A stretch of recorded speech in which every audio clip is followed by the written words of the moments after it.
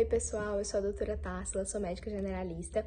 Fui convidada para estar aqui com vocês hoje falando um pouquinho sobre uma temática super bacana, que é sobre os efeitos das queimadas na saúde humana. Então, o que acontece, né?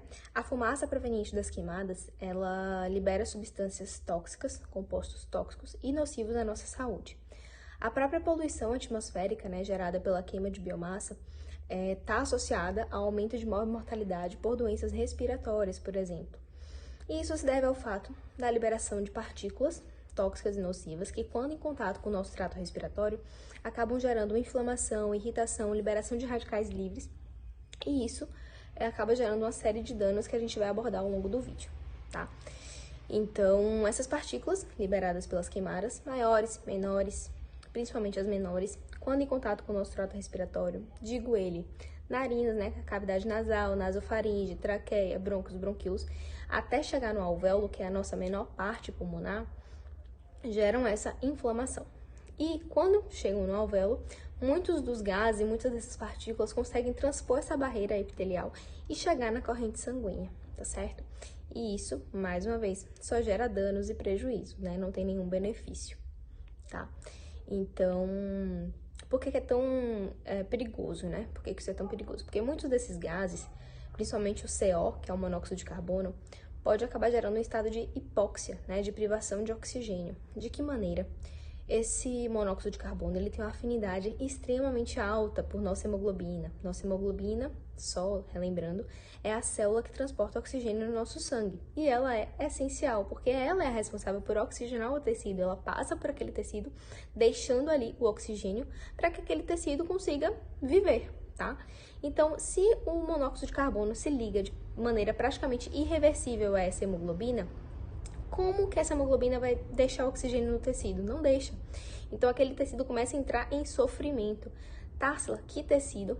O corpo inteiro, né? Onde a hemoglobina iria deixar oxigênio, ela não deixa mais. Então, aquele tecido pode evoluir para hipóxia, né? Para uma necrose, enfim. E isso, de forma sistêmica, pode levar ao óbito. Então, é extremamente grave, tá? Uma outra coisa que pode acontecer, né?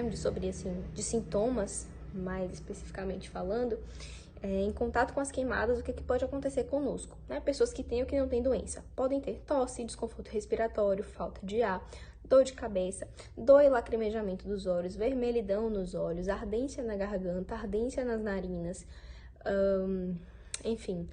Essa fumaça pode acabar agravando pneumonia, e aí entra também o Covid, né? O Covid, porque o Covid não deixa de ser uma pneumonia viral. Então, pacientes com Covid em contato com essa fumaça também podem agravar a doença.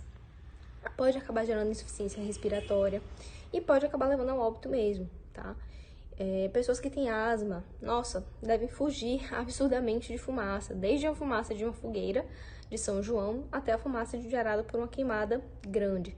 Então, pacientes que têm alergias, né, a fumaça da queimada, ela pode acabar exacerbando alergias, desde alergias de pele, alergia respiratória, rinite alérgica, enfim. E também, essas queimadas, a fumaça gerada pelas queimadas também são responsáveis por agravar doenças respiratórias, doenças cardiovasculares.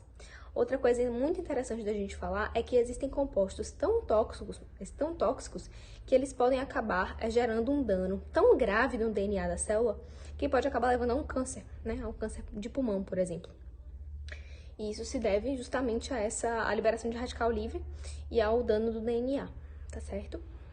Sobre os grupos mais afetados, falando sobre isso também, que acho bacana dividir com vocês, é que os grupos mais afetados são as crianças e os idosos. Os extremos da idade sempre são mais delicados, né? As crianças por uma imaturidade da imunidade e os idosos por um prejuízo da imunidade por conta do envelhecimento tecidual e celular, né? Então, são grupos mais frágeis, digamos assim. Acho que basicamente isso que eu tinha para falar com vocês, né? Vale muito a pena achei muito bacana essa proposta, esse convite, porque é interessante a gente falar sobre isso, por mais que pareça óbvio, é sempre importante a gente estar relembrando nessas coisas importantes, o óbvio tem que ser dito. Espero que cada um tenha absorvido um pouquinho da ideia, que eu tentei ser ao máximo, usar o vocabulário mais acessível possível, espero que tenha sido compreendido por todo mundo. Enfim, é isso aí. Espero que cada vez mais a gente fale sobre isso, fale sobre outros temas também tão relevantes quanto esse, para que haja uma melhora da saúde da população no geral. Boa tarde.